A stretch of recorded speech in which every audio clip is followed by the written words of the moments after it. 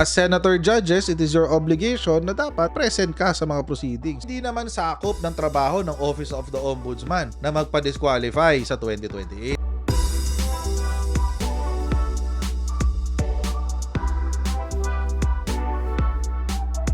I-identify na natin lahat ng Manchurian candidates. Tigil-tigilan na natin yung kalokohan natin.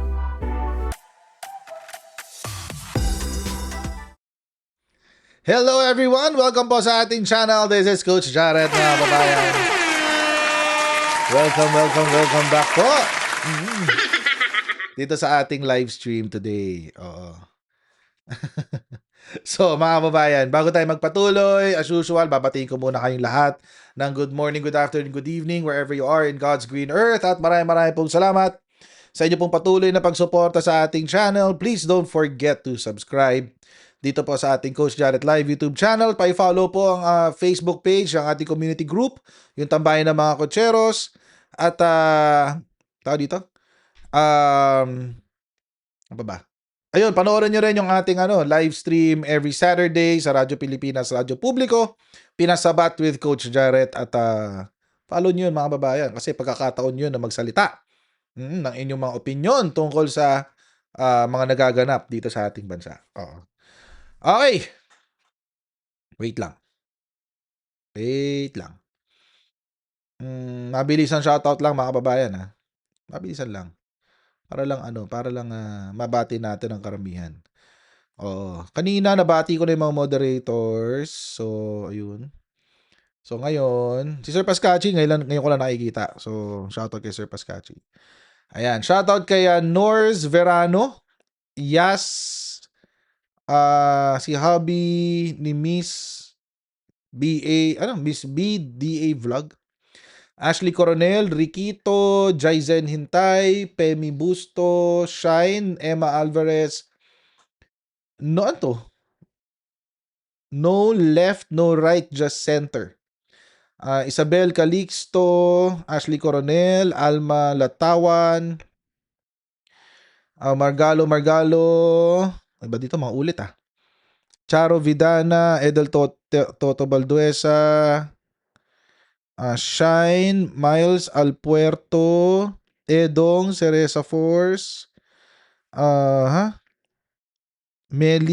Melisita, Bay Nadado, Sumayet, Isabel Calixto, Ems R8, Divina Villamarin, si Rin Chang Rin, salamat po sa inyong super chat. Wow naman! Wow! Okay, Bench Romeo, NC Castle, Vanny Boy Sigenza, Emma Alvarez, Daisy Almenario, Teacher Celine, Riquito, Ariela Ribas, Bel Damark, Maria Ana Nin Faukawa. Ayan.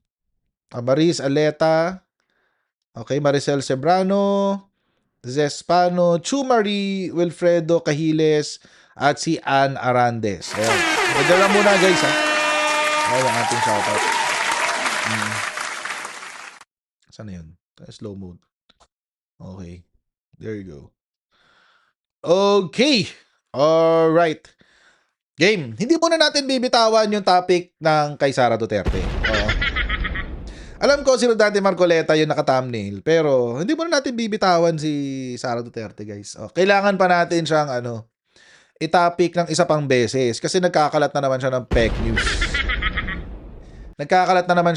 news. Mga kababayan. Nagkalat siya ng fake news nung sinabi niya to. Sabi niya, Sara Duterte slams political impeachment bid, says she's ready to clear her name, sabi. Handa raw siyang linisin ang kanyang pangalan. Sabi niya, nauna yung idea ng impeachment bago maghanap tayo ng ebidensya. Noong unang-unang hearing, nandun ako para sumagot. Sinabi ko sa kanila na ito ay fishing expedition sa kawalan ninyo ng ebidensya sa paggamit ng confidential funds. Actually, mga kababayan, may ebidensya na kasi noon. Ang ebidensya noon, mga kababayan, ay yung notice of disallowance si Sara Duterte. May notice of disallowance siya, at doon sa notice of disallowance niya, if I'm not mistaken, it was 75 million pesos. At dun sa notice of disallowance niya, mga kababayan, nabisto na inubos niya ang 125 million pesos na ibinigay sa kanya ng Office of the President within 11 days. Noon na pa nga 13 ang sinabi. Tapos ang ending 11 days, guys. Oo. Doon nag-umpisa lahat ng mga questions tungkol sa kanyang confidential funds. Hindi ho ito yung naisip na ni-impeach bago naghanap ng ebidensya, hindi. Pumalya si Sara Duterte, umasa siya na poprotektahan siya ni Bongbong Marcos at nung hindi siya kampante doon sa pagprotekta allegedly ni Bongbong Marcos ay nagalit siya. Kasi kung pagbabasihan natin yung kwento niya, 'di ba na-discuss natin 'to kahapon? Kung pagbabasihan natin ang kwento niya, sabi daw sa kanya ni PBBM bago siya umalis papunta sa APEC Summit ay, "I'll take care of you.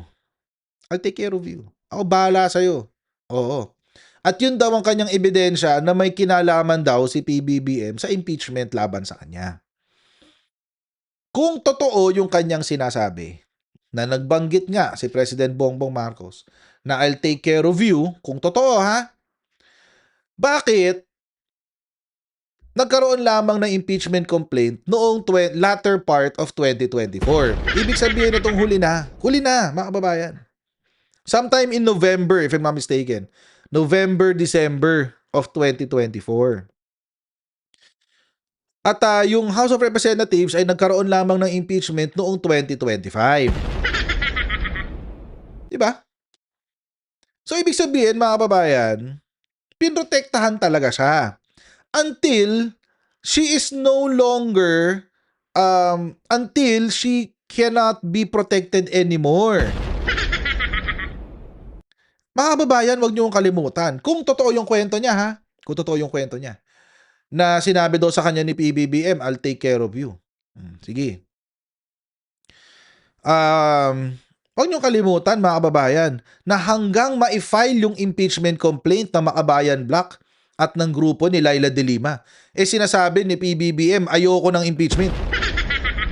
Di ba naging naging hot topic yan nung panahon na yun?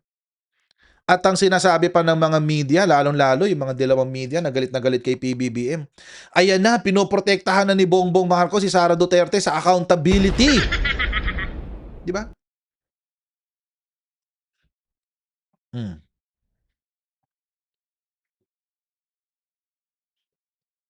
So, actually hanggang mag-proceed yung impeachment complaint, hanggang sa magkaroon ng 205 o 250 na congressmen na pumirma sa impeachment niya. Ano ang posisyon ni PBBM? Ayoko ng impeachment. Hanggang doon. So, kung totoo ang kwento ni Sara Duterte, pinotektahan talaga siya ni PBBM. Kung totoo yung kwento niya. Hindi lang si PBBM, pati si Martin Romualdez. Kasi nangyari lang lahat to, 2025 na. Kailan ba siya binantaan ng impeachment? 2023. Di ba? At ang sabi ng Frank Castro, wala namang pinag-uusapan, sila lang daw yung nag-uusap ng impeachment.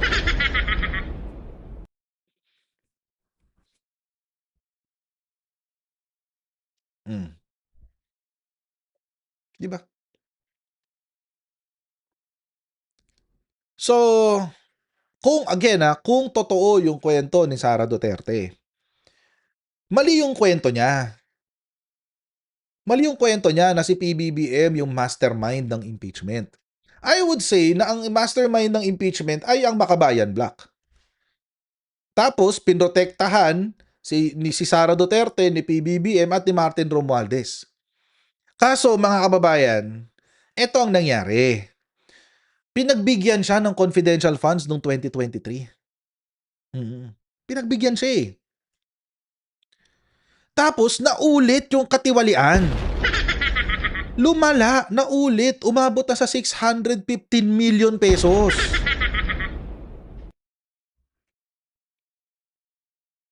Paano papoprotektahan kung gano'n na kalala?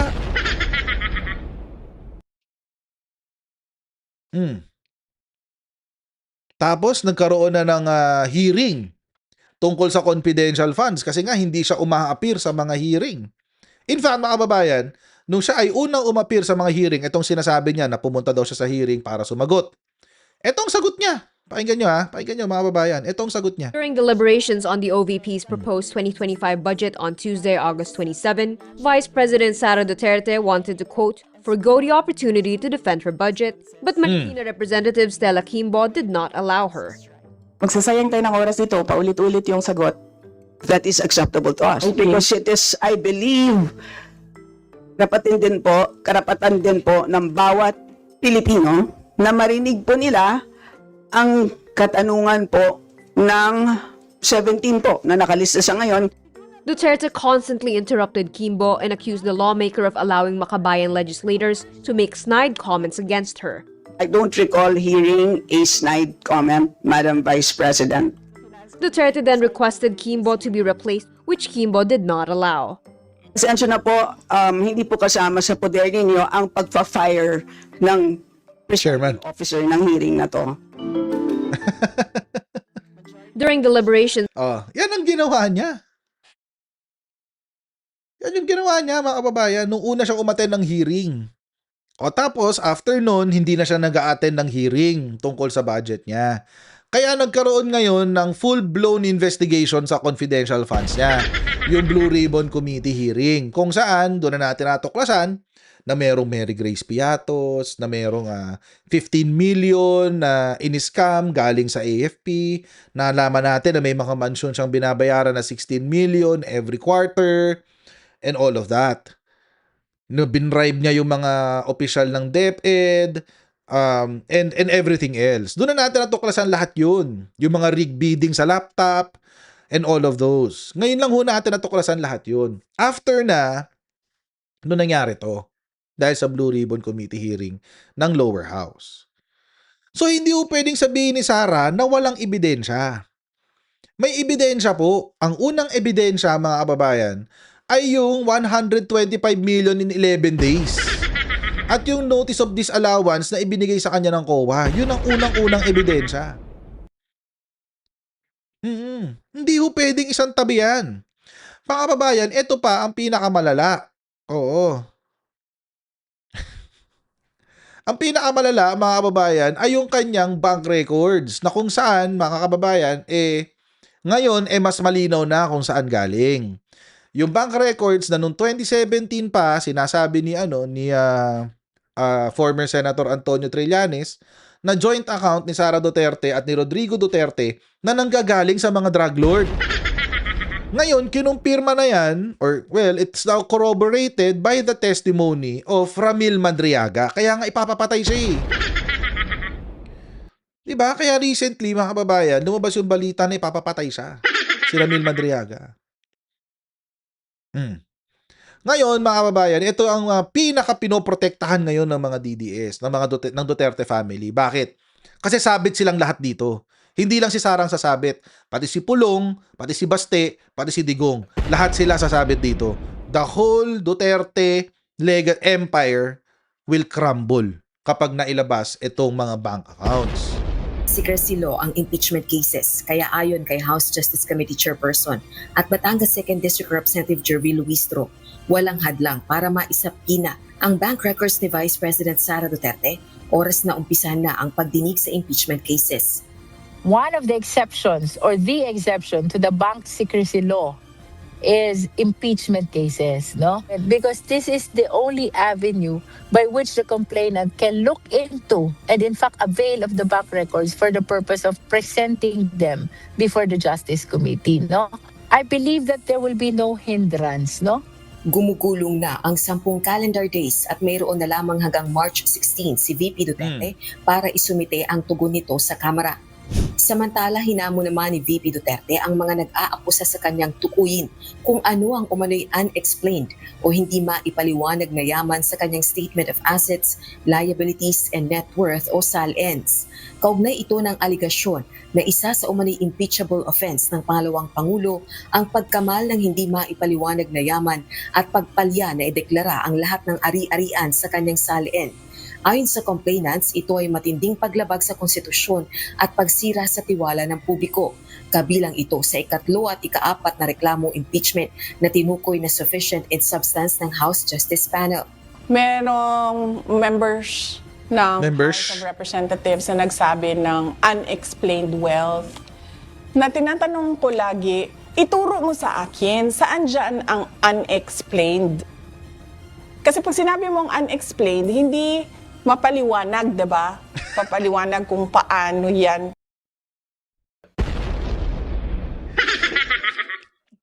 Ano daw? Pag sinabi mong unexplained, hindi maipaliwanag, di ba?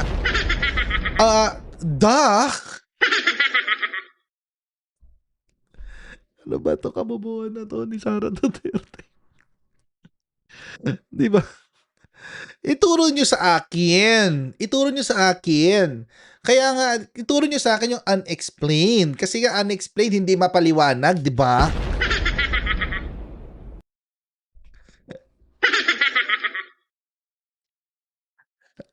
Sakit mo sa bangs. Sabi ni Teacher Celine, sakit sa bangs. Alam na namin Tagalog ng unexplained. Hindi maipaliwanag. Oo. Unexplained. Boba talaga. Explained, hindi mapaliwanag, diba? Papaliwanag kung paano yan pumasok dyan sa SALN mo. Wala man sinasabi lang nila, Hindi. Unexplained wealth siya. So, Hindi.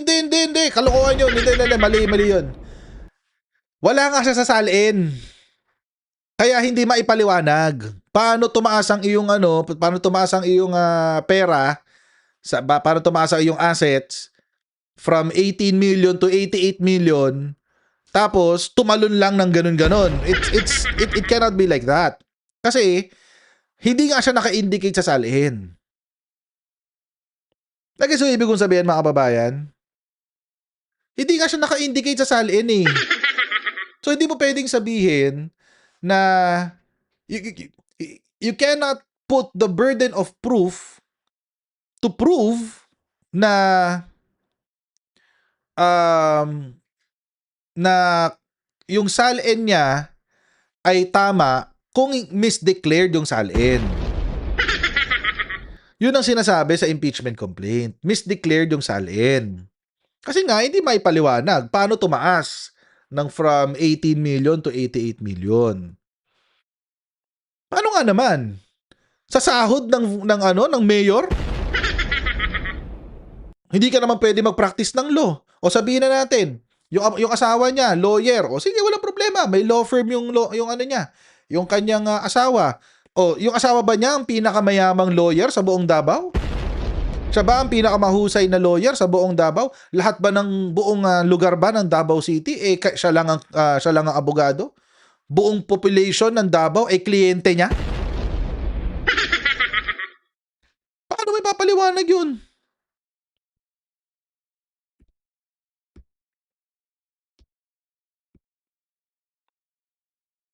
Di ba?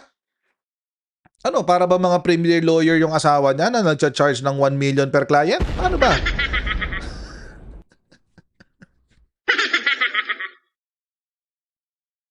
Oh, paano yun? Paano mo ipinaliwanag? Yun nga yung wala dun sa SALN eh. Bakit hindi mo ipinaliwanag yung mga bagay na dapat ipinaliwanag mo? Ngayon, ano ang dapat ipakita dyan ng prosecution? Dapat ipakita nila na merong mga ari-arian na hindi naka-declare doon sa SALN. For example, naalala nyo yung kay CJ Corona, yung kanyang impeachment. Natanggal siya dahil sa SALN. Na-impeach siya because of the SALN. Okay. So, nung na-impeach siya, mga kababayan, kaya siya na-impeach ay dahil hindi nakadeklara yung kanyang dollar accounts sa kanyang salin. Which, by the way, mga kababayan, it's not required. Hindi ho required na i-declare yung kanyang dollar accounts sa salin. It is the first time nung kay Chief Justice Corona sa impeachment niya, yun yung kauna-unahang beses na in-apply yung ganong klaseng policy. So, ngayon mga kababayan, doon siya na-impeach sa dollar accounts. The same is true with this. Ano yung mga assets niya na hindi nakalista doon? Dahil, hindi pwedeng sabihin lang niya na yung assets ng asawa ko 80 million. Hindi, detalyado dapat yan.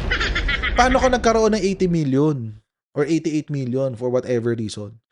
Dapat naka-indicate doon yung FS ng kanyang law firm. Kailangan tally yung kanyang FS. Kailangan may mga dokumento ka na ipapakita. Hindi lang naman yan basta-basta form na isusulat mo tapos kung ano yung sulat mo, yun bahala na. Hindi, may mga proof yan. May mga proof yan. So, ipakita nyo. Diba? Yun yung positive, yun yung depensa nila. Ano yung hindi nasa salin? Diba? Ngayon, ang hindi nasa salin niya, mga kababayan, ay yung kanyang secret bank accounts. Oo, di ba Mama Net? Salamat sa yung super Wow chat. naman! Wow! Wow! Yun ang wala sa kanyang salin. Yung kanyang secret bank accounts na galing sa BPI. Yung pinagdaanan nung pera na galing sa drug lords. Allegedly, according to former Senator Trillanes. Wala yun doon. Kaya nga naalala nyo yung hearing ni-raise ni Kong Rufus. Paano natin bakit natin sasabihin na substantial in substance? Oo, or tawag dito? Tama, may substance. Na substantial yung impeachment complaint. Kasi wala namang kopya nung kanyang walang kopya nung kanyang bank accounts na alleged na hindi naka-declare, etc., etc. Parang ang sinasabi ni Kong Rufus, it's the burden of proving na may bank accounts dapat nasa prosecution. Pero mga kababayan, it is precisely the reason kung bakit isinama yun sa impeachment. It is precisely the reason kung bakit sinama yun sa impeachment. Kasi mga kababayan, you cannot just get a bank statement without a court order. It is precisely the reason kung bakit nasa impeachment yan. So, yung sinabi ni Kong Rufus, actually, he is adding additional requirements doon sa kung ano yung additional facts na kailangan para doon sa impeachment complaint. Which, actually, pwedeng kunin kapag ongoing na yung kaso. Pag ongoing na. Kasi nga, hindi naman natin kailangan sundin ng mahigpit yung rules of court. Kasi the rules of court is only supplementary to the impeachment. So, kapag ongoing na yung impeachment trial, the prosecution can request for the Senate Impeachment Court to subpoena the bank records of Sara Duterte. In fact, mga kababayan, hindi na kailangan pa nga isubpoena eh. Oo. Hindi na kailangan i-request pa sa Senate Impeachment Court. Pwedeng ipahugot yan ng ombudsman. Pwedeng ipahugot yan ng ombudsman, mga kababayan. No joke. No joke. Kaya nga ayaw nilang ipalagay si si Remulla. Oo. Kaya nga ayaw nilang ipasama si Remulla dyan sa ombudsman kasi tatamaan talaga si Sara Duterte. Pwedeng sabihin ng ombudsman, okay, sige, hawak naman namin ang AMLAC o di hihingi kami as part of our investigation. Kasi syempre, pwede mag-imbestiga ang ombudsman Pwede mag-imbestiga ang ombudsman, pwede nilang hingiin sa AMLAC, AMLAC, pahingin kaming kopya ng mga lahat ng bank records ni Sara Duterte because we are investigating the alleged tawag dito, bank accounts kung saan nilolonder yung pera na kinukupit nila. Pwede yun.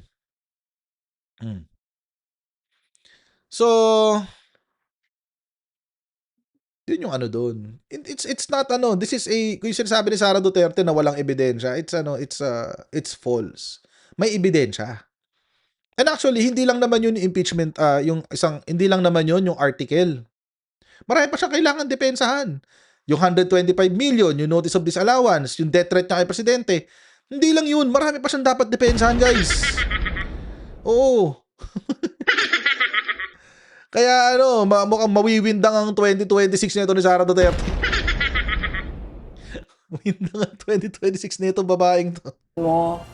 Wala man sinasabi lang nila, may unexplained wealth siya. So anong iniisip nila? Nakatunga nga ako in 16 years na parang sorry sa term. Oo. Oo, nakatunga nga ka lang for the past 16 years. Oo, totoo lang. Tapos kumukubra sa mga drug lord. Oo, ganun lang. Nakasimple yung sagot dun Term nagbilangkad lang ko, naglingkod na may pay o na hindi ako kumikita, hindi naghanap buhay, hindi nagtrabaho.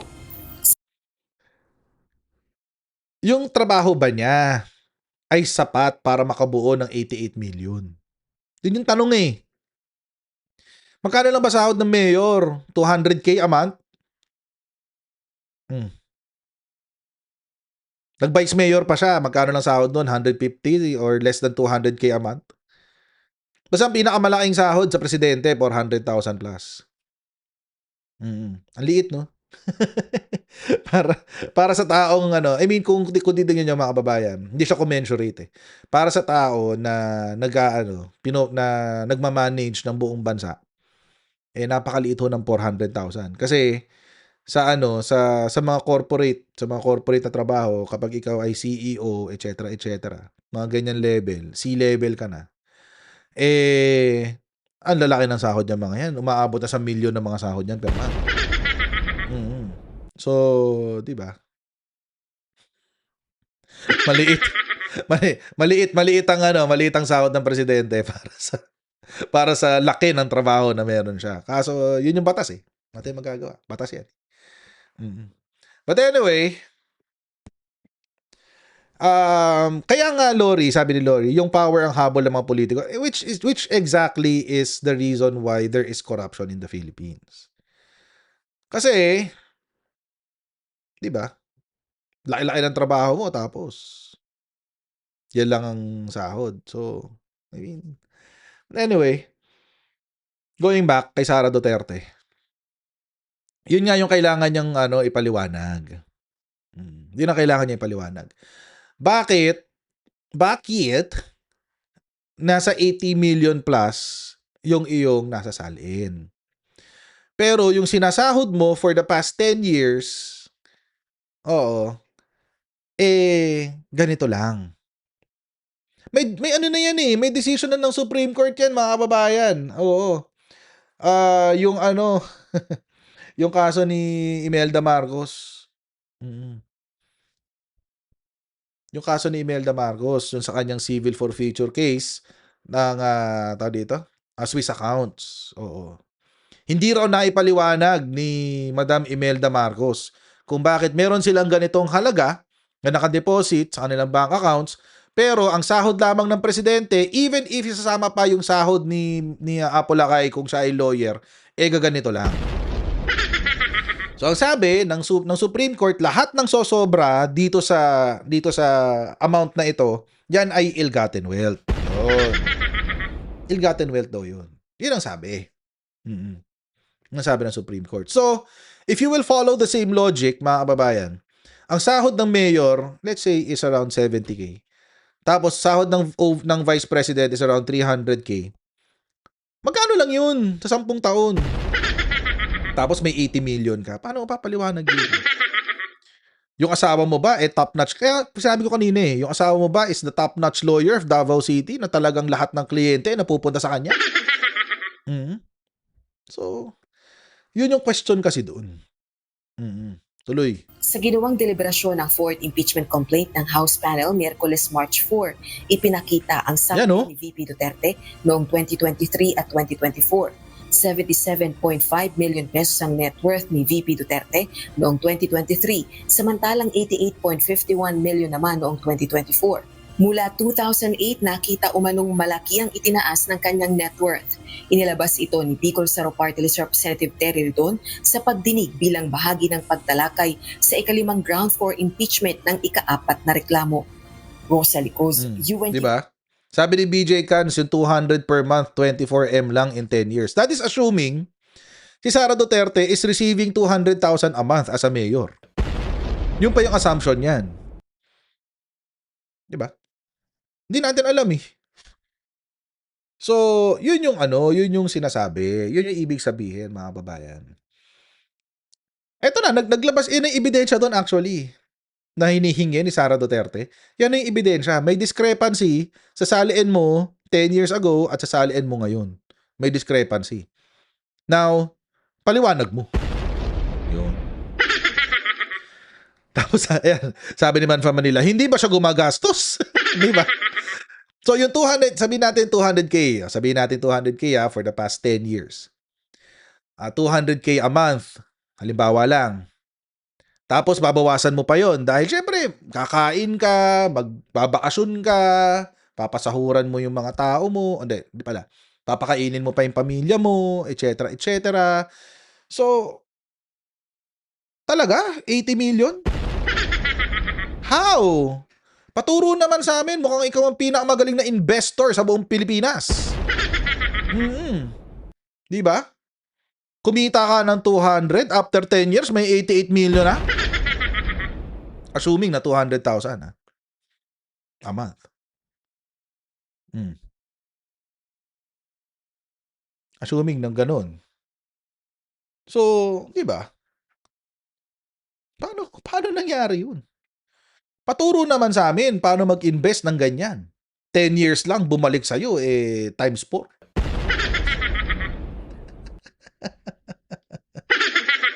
Diba? Siya ang pinakamagaling na investor, mga kababayan, sa buong Pilipinas ngayon. Living. Oo, siya ang pinakamagaling na investor talaga. Ang husay. Kahit ChatGPT, hindi siya pagtatanggol. Paturo naman sa amin kasi kami rin naman gusto rin namin maging milyonaryo. Oo, so paturo naman sa amin. Paano ba maging multi-millionaire? Diba? Una, maging Duterte ang last name mo. Pangalawa, maging corrupt ka. Ayan, yun ang sagot doon, guys. Yun yung sagot doon. Oo. Yun ang sagot doon. Yun ang the best. Actually, sinabi naman yun ni Digong eh. Oh, si Digong ang nagbigay ng best investment advice ever sa mga anak niya. Si Digong. Maniwala kayo sa hindi. Si Digong ang nagbigay ng best business advice sa kanyang mga anak. Sabi niya, kung gusto nyong yumaman, wag kayong mag-gobyerno kasi walang pera sa gobyerno. Oh. Sabi ni Digong to Pero, kung gusto nyong yumaman, magnakaw kayo. Ayun. Oh, yun ang advice.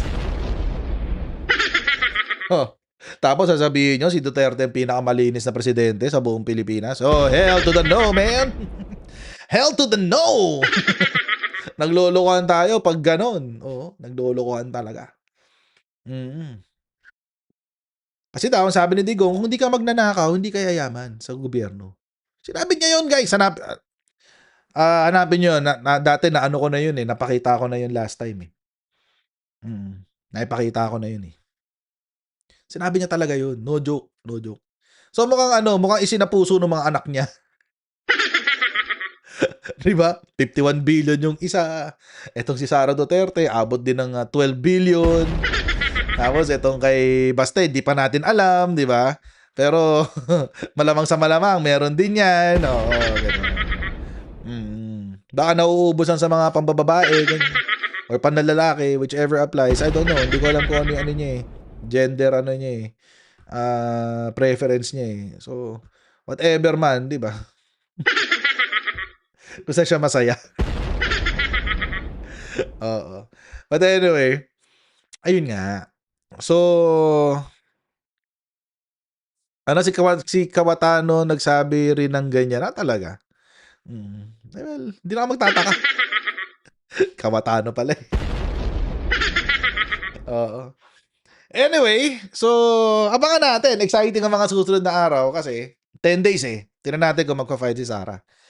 Oo. Kung hindi, waiver yon. Waiver yon of her right to be heard. At magpo-proceed ang Committee on Justice on their decision sa plenary at pagbobotohan kung siya ay i-impeach for the second time o hindi.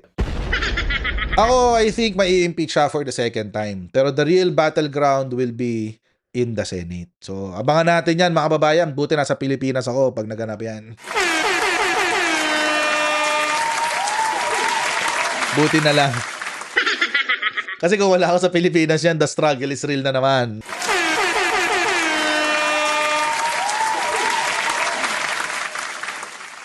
So, mga kababayan, hanggang dito lang po muna tayo sa ating live stream for today. Please don't forget to like, share, and subscribe. And I'll see all of you in our next live, guys. Bye, everyone. See you tomorrow. Bye-bye.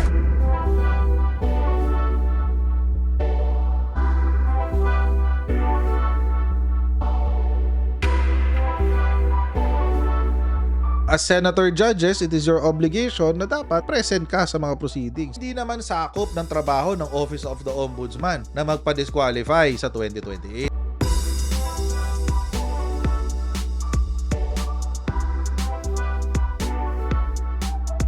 I-identify na natin lahat ng Manchurian candidates. Tigil-tigilan na natin yung kalokohan natin.